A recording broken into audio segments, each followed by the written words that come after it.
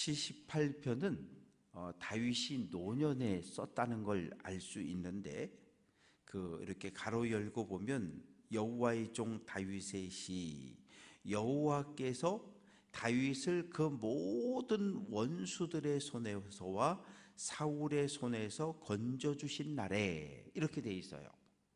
그러니까 사울 왕에게 10년 동안 쫓겨다녔죠.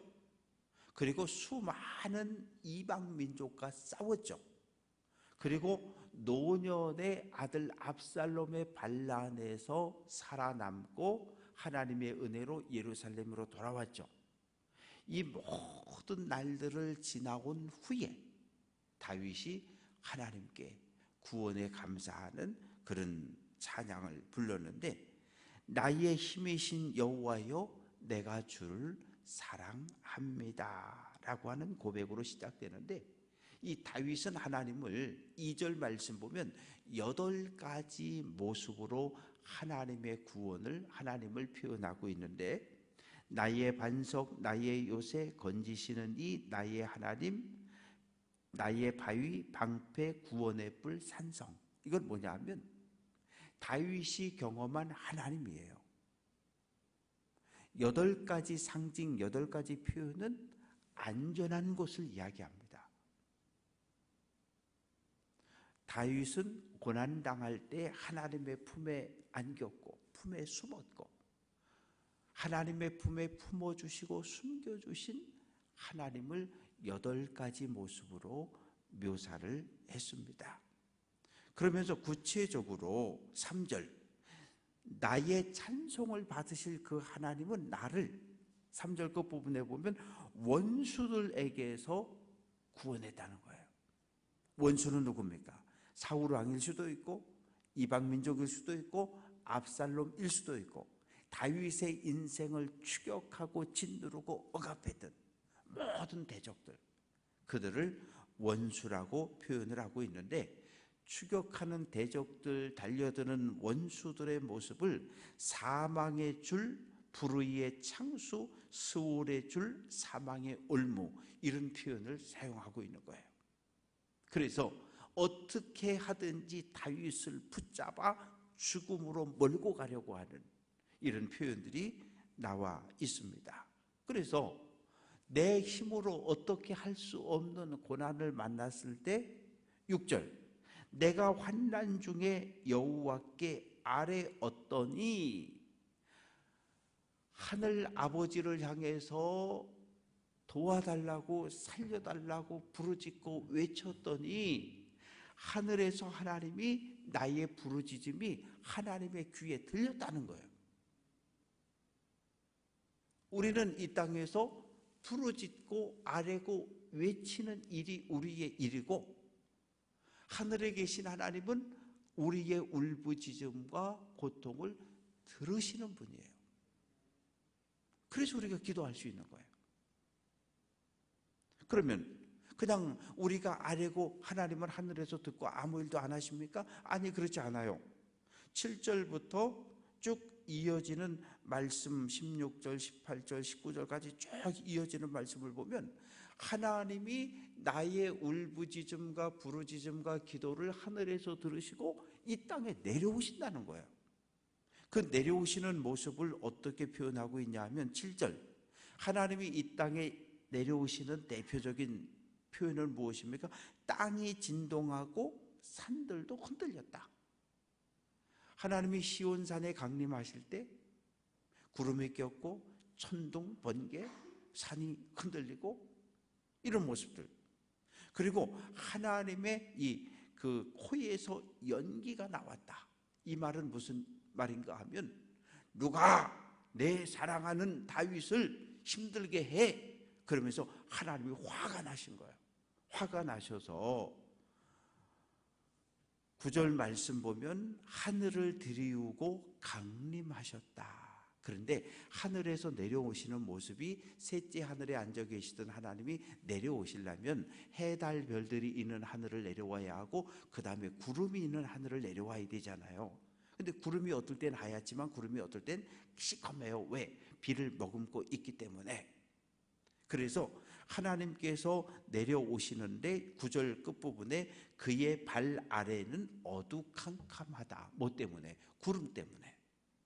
그래서 하나님이 해, 달, 별이 있는 하늘을 내려와서 구름을 뚫고 이 땅에 내려오시는데 10절 그룹을 타고 날아다니신다는 거예요. 날라서 내려오신다는 거예요. 그리고 11절 흑암을 그의 숨는 곳으로 삼으사 검은 구름이 있는 그 구름층을 통과해서 이 땅에 내려오시는데 그 구름은 뭘 가지고 있습니까?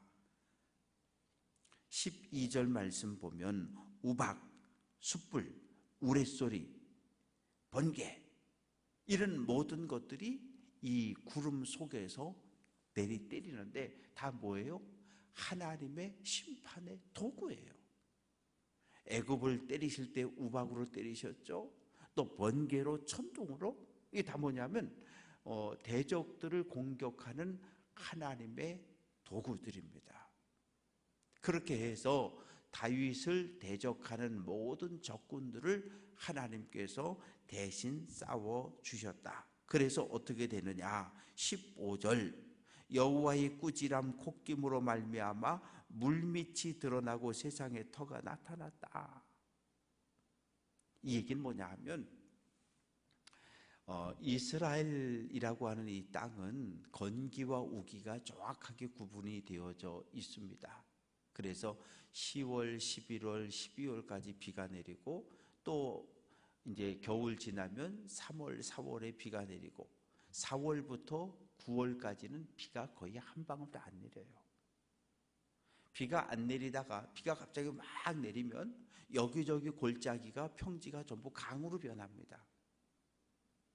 그러다가 하나님께서 이 땅에 심판하러 내려올 때 물까지 싹 없어지고 나면 강바닥이 그냥 다 드러난다는 이야기예요.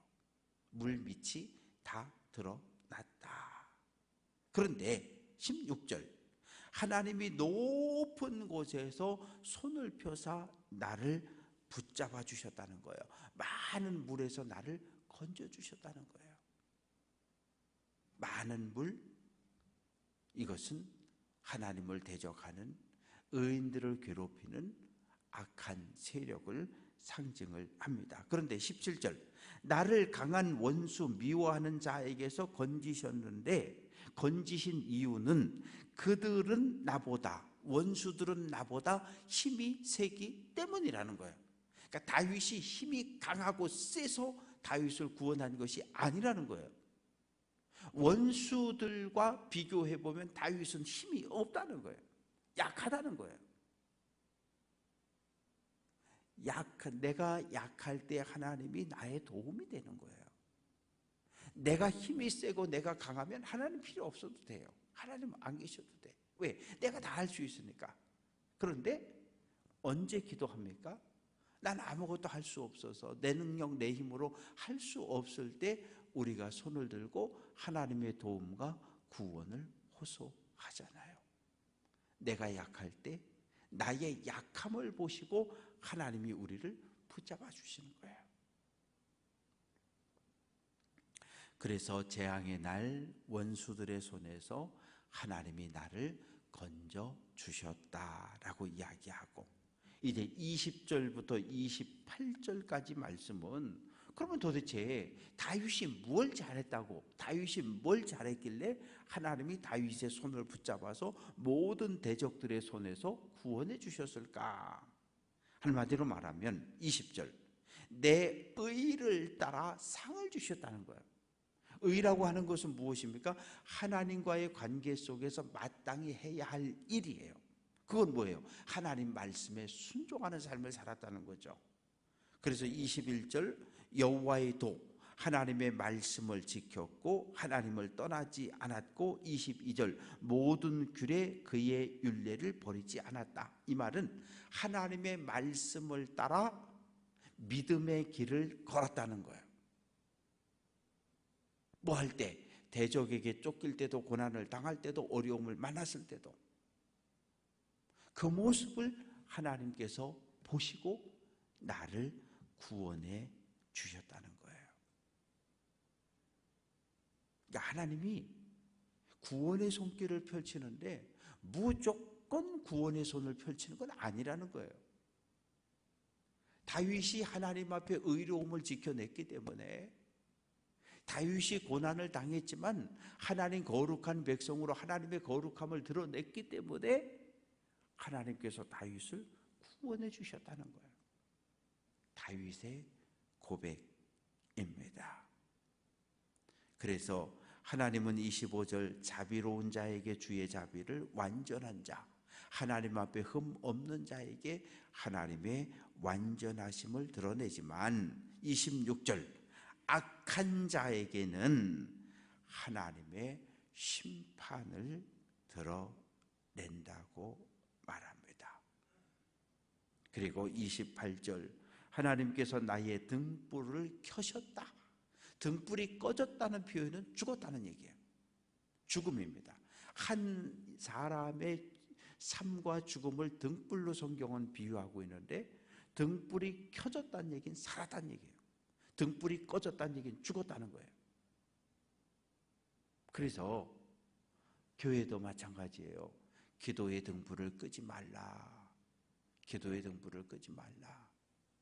24시간 릴레이로 기도하고 우리들이 다양한 방법으로 기도의 생활을 이어가잖아요. 새벽부터 저녁까지. 정말 중요한 건 교회 안에 24시간 십자가 불이 켜져 있다고 그래서 기도의 불이 살아있다고 말할 수는 없는 거잖아요. 이 교회에 오는, 교회 안에서 발을 담그고 여기에서 믿음의 생활을 하는 성도들의 삶이 하나님 보시기에 올바를 때 기도의 등불이, 믿음의 불이 살아있다고 말하는 거예요. 하나님을 믿는 믿음과 신앙의 삶이 일치할 때 기도의 등불이, 믿음의 불이 살아있다고 표현할 수 있는 거예요. 말씀을 정리합니다. 하나님은 우리의 기도를 들으시는 분이에요. 하나님은 우리가 이 땅에서 울부짖을 때 하나님은 우리의 기도를 들으시는데, 이 땅에 살아가는 우리의 삶이 어떠해야 한다고요? 하나님 보시기에 의로워야 한다고요. 의로운 자들의 기도를 하나님이 들으시고 하늘에서 응답하사 이 땅에 내려오신다는 거예요. 이것은 다윗의 고백만 그렇습니까? 아니요. 오늘 우리들의 믿음의 고백도 동일합니다. 우리가 믿음의 길을 걸어오며 기도하고 응답받고 감사하고 찬양했던 이 기억을 우리 모두는 가지고 있어요. 내 기도를 들어주시는 분, 나의 간구에 응답과 믿음이 있어 우리는 믿음의 길을 달려갑니다. 오늘 한 날도 하나님 앞에 거룩한 삶으로 말씀에 순종하는 삶을 통해 하나님의 영광을 드러낼 수 있는 귀한 성도들 될 수 있기를 주님의 이름으로 축원합니다.